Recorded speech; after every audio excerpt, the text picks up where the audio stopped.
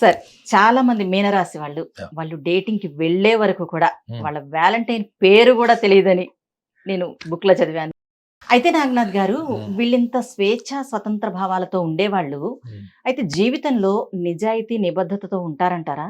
మీనరాశి వాళ్ళు కూడా మోస్ట్ మిస్అండర్స్టూడ్ పీపుల్ ఎవరన్నా ఉన్నారు అంటే మీనరాశి వాళ్ళే.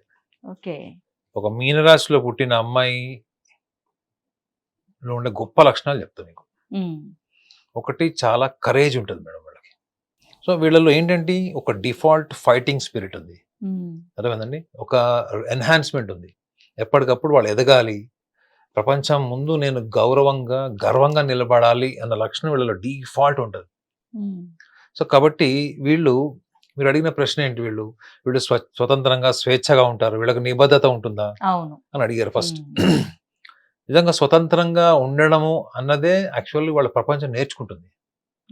వాళ్ళ ప్రపంచం నేర్చుకుంటుంది ఏంటంటే తరతరాల నుంచి తుప్పు పట్టిపోయినటువంటి పుస్తకాలు, గ్రంథాలు, వీళ్ళు చెప్పిన సూక్తులు ఇప్పుడున్నటువంటి వర్తమానంలో అవన్నీ కూడా శాపం కింద ఉన్నాయి చాలా మటుకు, అన్ని కావు చాలా మటుకు.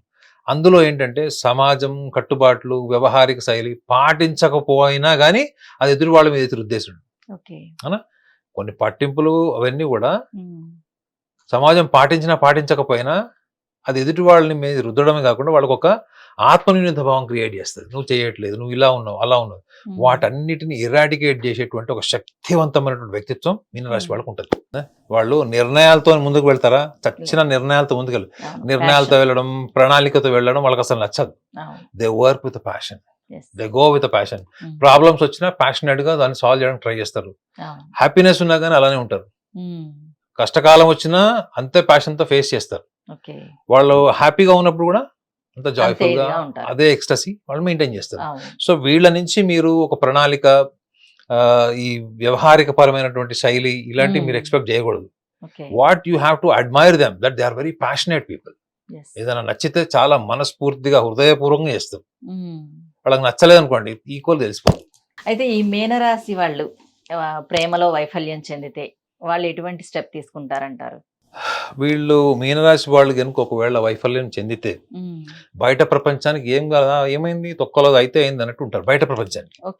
కానీ లోపల మీనరాశి అంటే ఏంటి మేడం? చేప నీళ్లలో ఉన్నప్పుడు అది ఏడ్చినప్పుడు మీకు తెలుస్తుందా? మీనరాశి వాళ్ళు ప్రేమలో వైఫల్యం చెందితే కూడా వాళ్ళ కన్నీళ్లు దిండు కూడా తెలియదు. రాత్రి పడుకునేటప్పుడు తల దిండుకు తెలుస్తాయి కదా, దానికి కూడా తెలియదు. అంటే వాళ్ళ బలహీనతల్ని బయట పెట్టుకోరు మేడం, చచ్చినా పెట్టుకోరు.